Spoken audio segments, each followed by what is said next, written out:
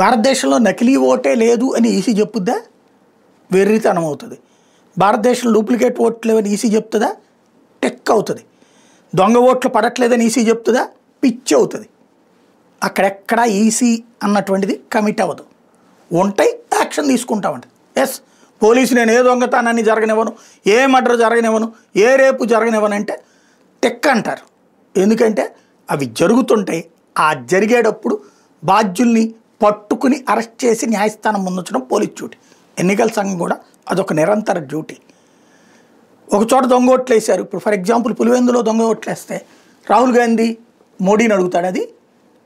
లేకపోతే కనుక మొన్న ఇంకో చోట ఎన్నికలు తేడా వచ్చినాయి, ఎవరిని అడగాలి? అది దాన్ని మోడీకి అంటగడుతున్నాడు. రాహుల్ గాంధీ తెలివిగా చేస్తుంది ఏంటంటే ఈసీని బీజేపీ కార్యకర్తలాగా ప్రొజెక్ట్ చేస్తూ ఇది. ఇంకోటి, కాంగ్రెస్ టైంలో దొంగ ఓట్లు పడలేదా? లేకపోతే కర్ణాటకలో దొంగ ఓట్లు పడలేదా? లేదా తెలంగాణలో దొంగ ఓట్లు పడలేదా? అలాగని దొంగ ప్రభావిత శక్తి స్థాయిలో ఉండవు. 1 నుంచి 5% దొంగ ఓట్లు ప్రతి నియోజకవర్గం దగ్గర పడతాయి. 10% పడ్డాయి అంటే అక్కడ ఎవరు బలంగా ఉంటారో ఆ పార్టీ వాళ్ళు వేసే ప్లాన్. ఎక్కువగా ఈ 10% పడే ఓట్లన్నీ కూడా సరిహద్దు రాష్ట్రాల సరిహద్దులో ఉంటాయి. నల్గొండ, జగ్గైపేట ఆ ప్రాంతంలో ఉంటుంది. అక్కడ అనంతపురం బోర్డర్స్లో ఉంటుంది, చిత్తూరు బోర్డర్స్లో ఉంటుంది, శ్రీకాకుళం బోర్డర్స్లో ఉంటాయి. అక్కడే 2 రాష్ట్రాల ఓట్లు వేస్తూ ఉంటాం.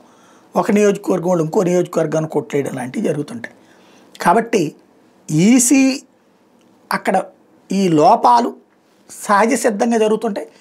ఆ లోపాలను కంట్రోల్ చేయాల్సింది స్థానిక ప్రభుత్వాలే.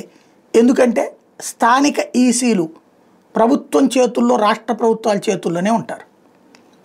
అలాగ తన ప్రభుత్వం చేతిలో ఉండగానే జరిగిన ఎన్నికల్ని కూడా వేరే వాళ్ళ మీదకి తోస్తున్నాడు రాహుల్ గాంధీ. అంటే ఓవరాల్గా రాహుల్ దగ్గర నుంచి నేర్చుకోవాల్సింది ఏంటంటే తప్పు ఎదుటోళ్ళ మీద, సక్సెస్ తమ మీద వేసుకుంటున్నటువంటి పరిస్థితి.